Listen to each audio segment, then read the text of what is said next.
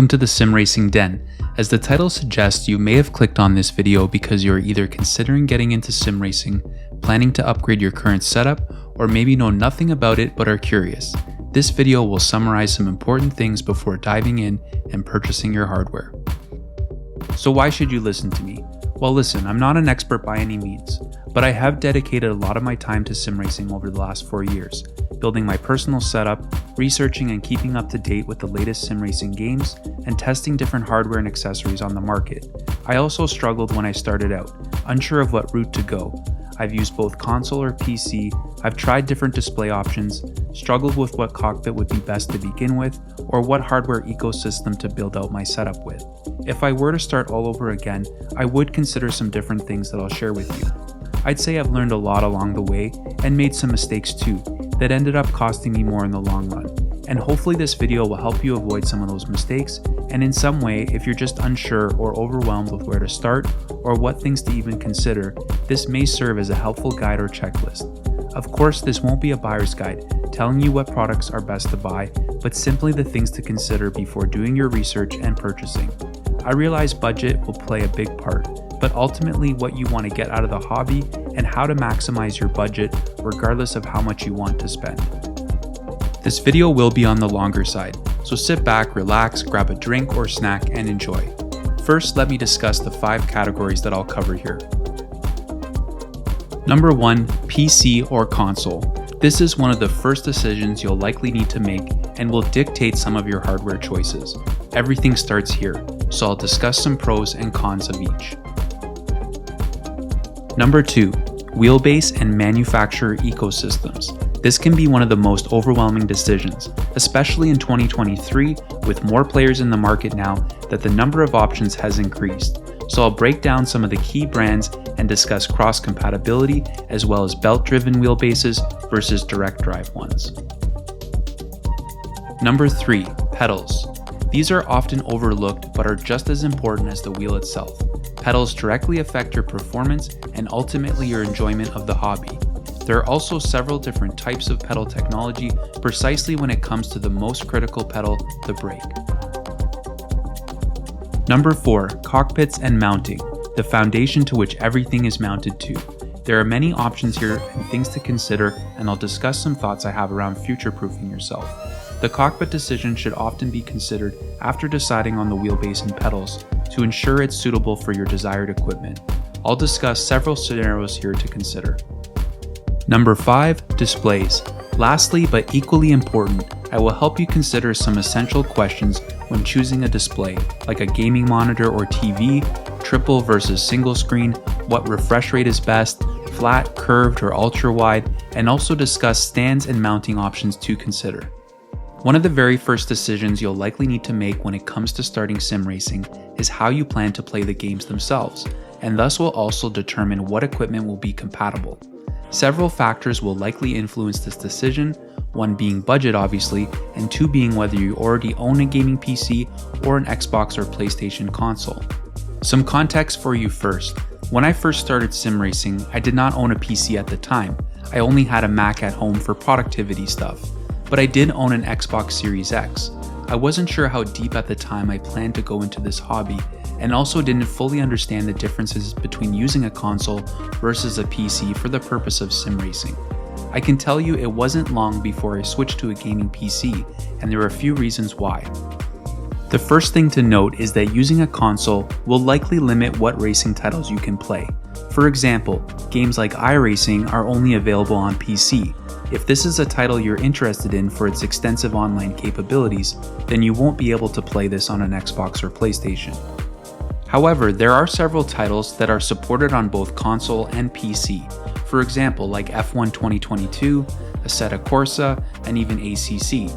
Still, with a title like Assetto Corsa, you won't have the full ability to run mods using the very popular Content Manager program, which in my opinion was a huge reason why I switched to PC, as this game has so much more to offer from the addition of the graphics, car and track mods, a lot of which are free to use. However, you may be only interested in titles like Gran Turismo 7 on PlayStation or Forza Horizon for Xbox, and in this case, the console might be precisely what you're looking for. But there's no doubt that for the most realistic simulation experience, you will find this on PC. Something else to consider is performance of these titles. As it relates to force feedback, for example, it's only sometimes consistent. For example, a PC can relay more detailed data and telemetry about the sim to the wheel and in turn provide a more detailed and realistic experience, as well as the ability to further customize the feel, if this is important to you. Another major thing to consider is that on a console you're going to be locked to a single monitor or TV display, as support for triple screens is currently not available on either PlayStation or Xbox. So if this is something that you are either interested in now or later on, you may want to consider using a PC. It's important to note that not all wheels and pedals are compatible with consoles, but many of them are. From manufacturers like Fanatec, Thrustmaster, and Logitech to name a few, they all offer versions of their wheelbases that work with either PlayStation or Xbox, but usually just one or the other. In most cases, all those same wheelbases are compatible with a PC if you decided to upgrade later on. However, I found you will be a bit limited when it comes to pedals, but usually just those in the higher end market, as they need to connect directly via USB to a computer. Also, as it relates to accessories, things like shifters and handbrakes, there are many that offer console support, but again, the higher end units will be reserved to be used on a PC only. As well as additional things like button boxes or dash displays, all these accessories are typically reserved for the PC user only. Now, I realize not everyone has the budget to blow on building a brand new gaming PC, and the cost of parts has definitely increased over the last couple of years. But I would say if you already own a decently spec computer for gaming, I would stick with this. If you think this is going to be more than just a casual hobby, as you'll definitely have more options when it comes to titles, customizability, and hardware support down the road.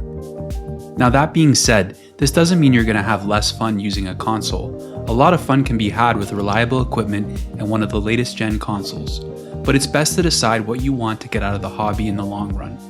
Me personally, using both and coming from using a console to a PC, I definitely got more out of my equipment, and the access to other titles was definitely appreciated from using a computer.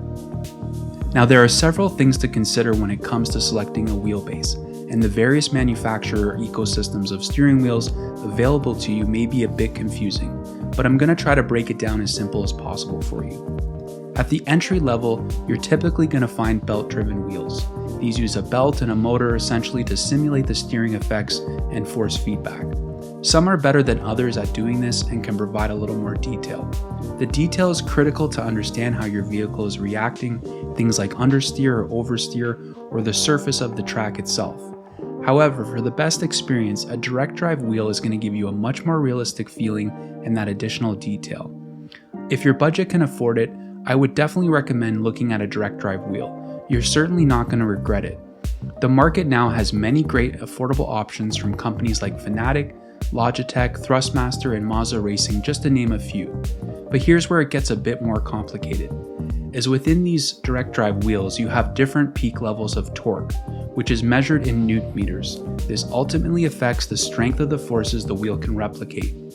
Wheels in this market typically range from 8 Newton meters at the entry level, all the way up to 35 Newton meters on the most high-end wheels from manufacturers like SimiCube. For most I've heard, the sweet spot is around 12 to 16 Newton meters, but if you want maximum simulation, you're going to want to look at a wheelbase that can produce 20 Newton meters and up.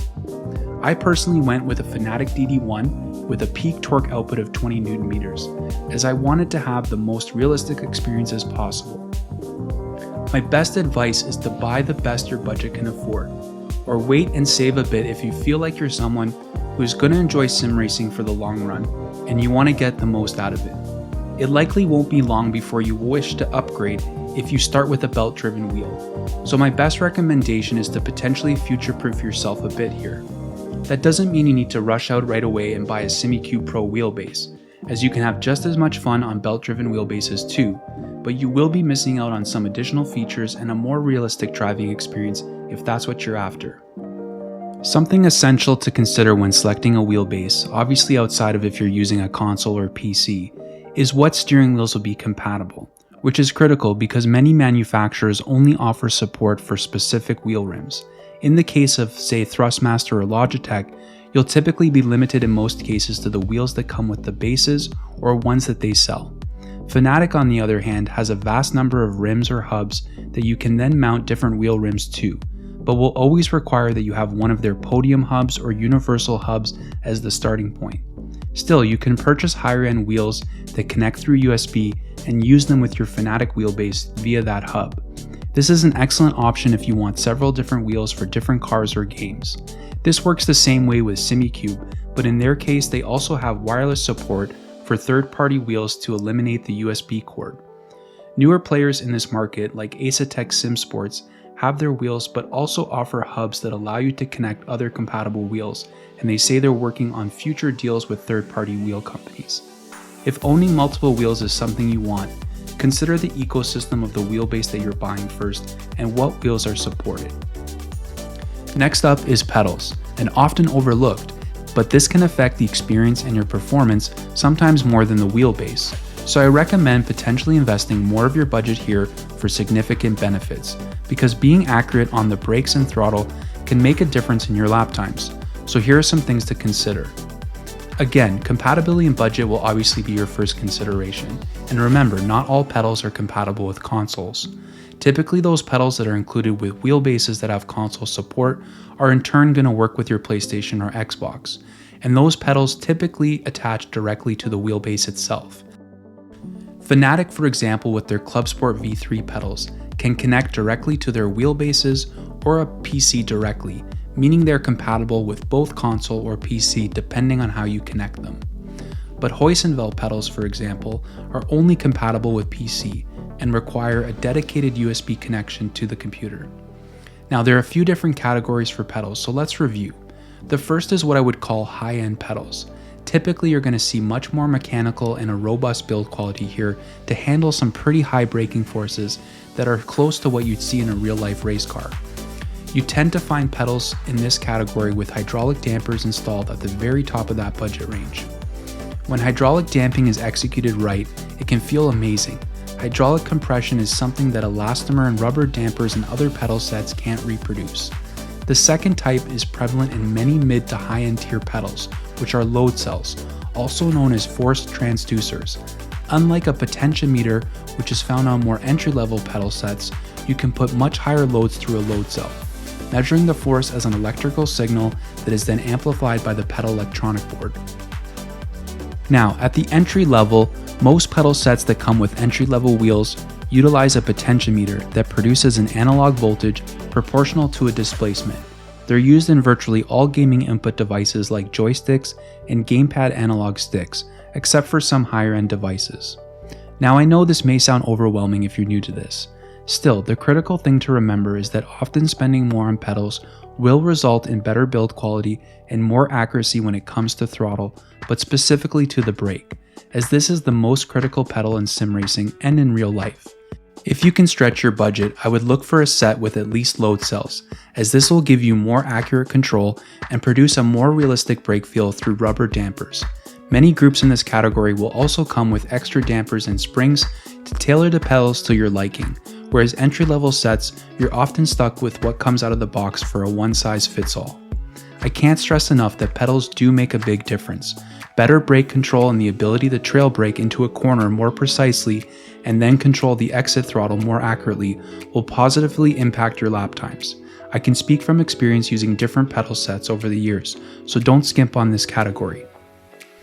Cockpits or rigs, frames, chassis, whatever you want to call them, come in different shapes and sizes and designs, and there are endless choices, but let's break down some of the categories. At the top of the budget are aluminum profile cockpits, often referred to as 80/20 cockpits. These are built for maximum rigidity to contain flex from powerful wheelbases and braking, while allowing for more adjustability and placement of the hardware, although not are all equal and some offer more or less of these attributes. The second is tube frame cockpits or alternate types of frames, which come in many different forms, not necessarily cheaper but built for more specific reasons. And lastly, lighter or foldable cockpits are designed typically for use in a living room or space where you need to put them away when not in use. And lastly, stands which don't have a seat and are intended to be used with an office or a gaming chair or couch. Deciding which one is best for you takes many factors into consideration. 1. Do you have a dedicated space or room to set up your rig? If space is limited, there might be better options than an aluminum profile rig. For example, if you're planning a single monitor setup, a tube frame might be a good option. An example of this is the Track Racer TR8 Pro, which sports an integrated monitor stand and takes up less space and is a bit lighter. The second thing to consider is what type of wheelbase are you planning on getting. If you're opting for a direct drive, you'll likely want to avoid a standard desk setup, as the forces these wheels can generate need something stable to be mounted to, or you're likely going to lose some of that feedback and get a lot of flex or movement, ultimately lessening your experience. That works the same way with pedals. So if you're using a stiff brake pedal that requires a lot of force, you'll need a cockpit with a firm pedal mount to absorb these forces. If your budget and space can allow it, you can't go wrong with an aluminum profile cockpit. This will be a significant investment in your sim racing journey and enable you to use various sim hardware and accessories. But if you're planning a more casual or living room setup with a belt-driven wheelbase, an aluminum cockpit will likely be overkill. A solid cockpit is a wise investment. Buying something you can grow into and expand is better than getting something that you'll outgrow quickly. You'll avoid having to own two cockpits in the long run. I sometimes wish I had just bought an aluminum profile from the start instead of my TR8, as I'm already in need of an upgrade to handle my growing number of sim accessories and higher end pedals and wheelbases, as well as my need to have more control over the wheel, the pedals, and the seating position for added comfort, since I find myself using my setup more often than when I first started. Last but certainly not least is the display, and this can come in many forms, either a gaming monitor, TV, or even VR. So here are some things to consider. One is space again. A triple screen setup and a stand will take up additional real estate, where a single monitor or even an ultra-wide monitor can fit nicely into a corner of a bedroom or office. VR, on the other hand, gives you more options, but comes with its own pros and cons. I'll focus more on physical displays since honestly I don't have any experience with VR, so it wouldn't be wise for me to offer my opinion, but just know that it's an option you should explore if it's something you're interested in, and from what I've heard, it can be a fantastic experience. Now, if you're using a console like Xbox or PlayStation, you're going to be limited right now to a single display setup with HDMI support, which I would say most modern TVs and monitors have. Still, the question will be around the type of display technology, the resolution, and max frames that you want to achieve. If you're using a modern console that supports 4K, going with a 4K monitor or TV will give you the best looking picture. And I would look for something that has at least 60Hz refresh rate, as racing is fast paced. You wouldn't want to be racing at 24 or 30 frames per second. With consoles, not all support an ultra-wide monitor natively right now, so that's something to consider. You're best to look at a gaming monitor or any modern TV for the best experience out of the box. Now, if you're using a PC, you have many more options from single, ultra-wide, or a triple monitor setup. And depending on your PC, you can use 1080p, 1440p, or up to 4K resolution. When it comes to options, this is going to be tied to what your GPU can handle. Like with other gaming, the higher the resolution, typically the sacrifice in frames, unless you're running some serious hardware. But the point is that you have many more options here, and budget will likely be the only thing holding you back. Remember that you'll lose some perspective on a single monitor setup. You won't fully view the cockpit or what's coming up on your left or right side. This can make competitive racing a little more of a challenge, but certainly won't hold you back in any way. There are plenty of competitive fast sim racers on single or ultra-wide monitors. It comes down to what kind of immersion or experience you want to have. The triple screen will increase your field of view and ultimately be more immersive. The sweet spot for me is a triple monitor setup at 1440p resolution. With my high-end PC, I get close to 160 frames per second. But really, if you're over 60 or close to 100, for racing this is going to be plenty and look realistic.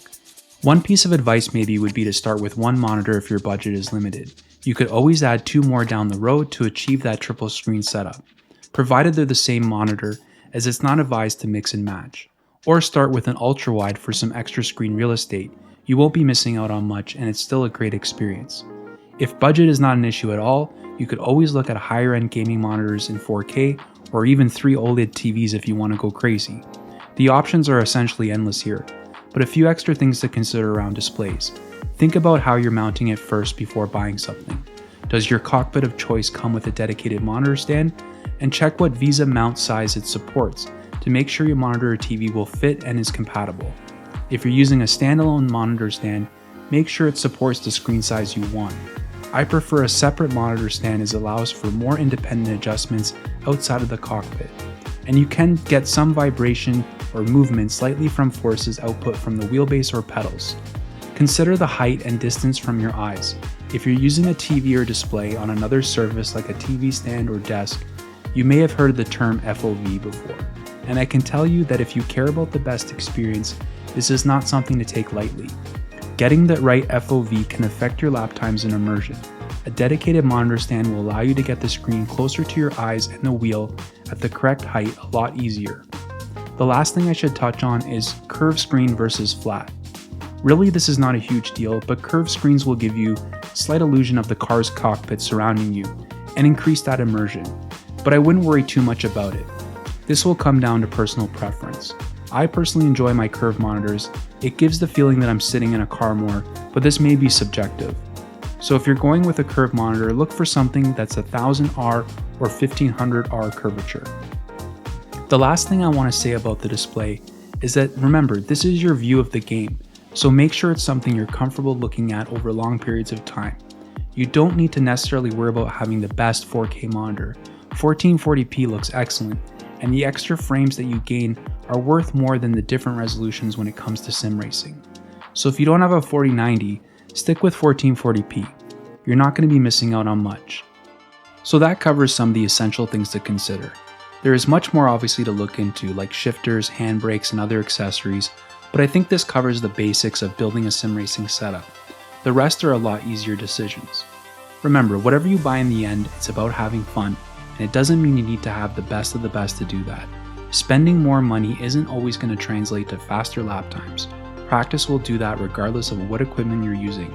But find a balance, invest wisely, research, watch reviews here on YouTube. There are many great YouTubers with more experience than me that have put many products through the paces and have honest and valuable opinions. Lastly, take your time. If you want a higher priced piece of equipment, save your money and wait. You'll likely be happier in the long run. There's no perfect sim racing setup. It's what works best for you at the end of the day. So please let me know in the comments if you have any questions. I'll do my best to respond directly to everyone. Also, let me know what you're planning for your setup, or maybe you're planning an upgrade. I would love to see what you bought and why, and I'm sure we can all benefit from the feedback here.